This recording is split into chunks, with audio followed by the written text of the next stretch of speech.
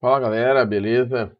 Vamos aqui então para a nossa semaninha 7 do aprofundamento, última semana do bimestre, em que a gente vai falar sobre estática do ponto material, tá? Existem duas formas da gente tratar a estática, mas ambas partem do mesmo princípio em que a força resultante é zero. Eu vou resolver um exercício de cada tipo que tem na nossa lista de exercícios do livro de atividades, um pelo método da decomposição e outro pelo método do teorema de Lamy ou teorema de Leme, tanto faz.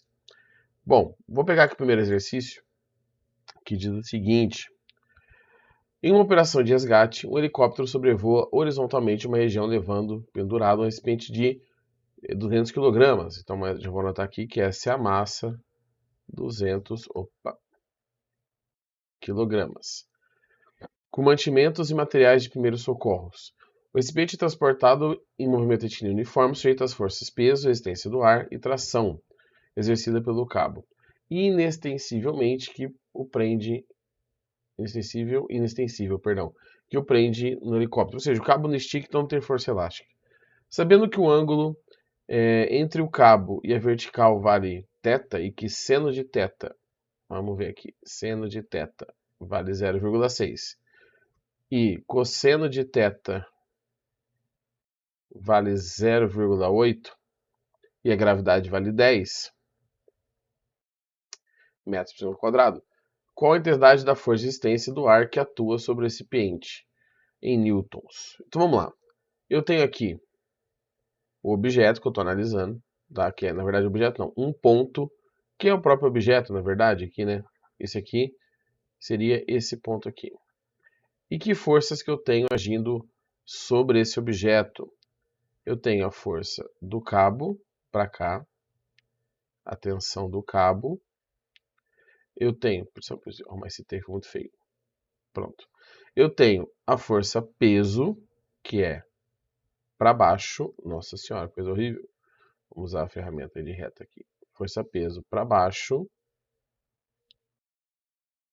E eu tenho a resistência do ar. Se o movimento é para a direita, né, o vento, vamos dizer assim, a resistência do ar, é para a esquerda. Aqui. Aqui, força do ar. Chamar de R só de resistência, acho que fica mais fácil. Resistência do ar. E o ângulo θ, ele está aqui, ó. Aqui é o ângulo θ. Bom, o que eu preciso fazer aqui? Eu preciso, primeiro, determinar a força-peso, porque peso é massa vezes gravidade. A massa vale 200, a gravidade vale 10, então a força-peso vale 2.000 newtons. Essa é a força que eu já tenho. Só que eu tenho duas forças aqui. Opa, 2.000 newtons estão na frente aqui. Deixa eu ir mais um pouco pro lado. Ai. Essa força amarelinha está inclinada. Então eu preciso decompor em duas componentes. Então eu vou pegar a força de tração e decompor aqui em vermelho em a tração no eixo Y e a tração no eixo X. Tá? Tração Y, TY e tração no X, TX. Eu sei que esse ângulo θ ele se repete aqui. Então eu vou apagar esse ângulo θ aqui, para não ficar confuso, e vou analisar o θ desse lado aqui, tá bom? Como que eu faço a decomposição? Bom, a tração, vou fazer aqui no canto, ela aparece na decomposição tanto de Tx quanto de Ty. E aí a regrinha para decomposição, que a gente já viu esse ano, é Ty é T com um ângulo entre eles. Então aqui é cosseno de θ. Deixa eu só empurrar aqui para frente a mesa. Cosseno de θ. E Tx é T sem o ângulo θ, aqui não tem o ângulo θ, tá, entre os dois vetores, seno de θ. O professor lembra da decomposição que o Tx era cosseno, porque o ângulo ficava com a horizontal, não com a vertical, igual esse aqui. Se o sistema está equilibrado, eu posso tirar essa força T da jogada e analisar ele desse jeito. E aí a força para cima é igual a força para baixo, ou seja, Ty é a força-peso e a força de resistência do ar é Tx. ele quer a resistência do ar. Então eu vou começar por essa igualdade aqui. Então eu vou puxar para cá e vou mais um pouquinho para o lado aqui para não ficar na frente. TY é T cosseno de θ. E o peso vale 2.000. T, o cosseno de θ vale 0,8, que é igual a 2.000. Então, T é igual a 2.000 dividido por 0,8. Opa. Então, a força T é igual. Eu vou fazer aqui em cima, tá? Para minha cabeça ficar na frente. Aqui, ó. Opa. Aqui. Então, a força T é igual. Vou usar a calculadora do celular aqui para não ter que fazer duas vezes a mesma aula. Então, vamos lá. 2.000 dividido por 0,8, que dá 2.500. Então, a força de tração, caso fosse pedida, não é o caso, é 2.500 newtons. E para achar a força de resistência do ar, é só calcular Tx. Então, Tx é T seno de θ. Tx é igual a 2.500 vezes o seno de θ, que é 0,6. Então, beleza, 2.500 vezes 0,6, Tx é igual a 1.500 newtons. Lembrando que esse caso aqui, gente, é um equilíbrio estático. Tem dois tipos de equilíbrio. O estático dinâmico. Estático quando o objeto está parado, aqui na verdade é o dinâmico, tá? Porque o sistema está em movimento. E tem o instável e estável. O estável é, por exemplo, quando você coloca um objeto sobre a mesa. A tendência é que ele fique parado mesmo.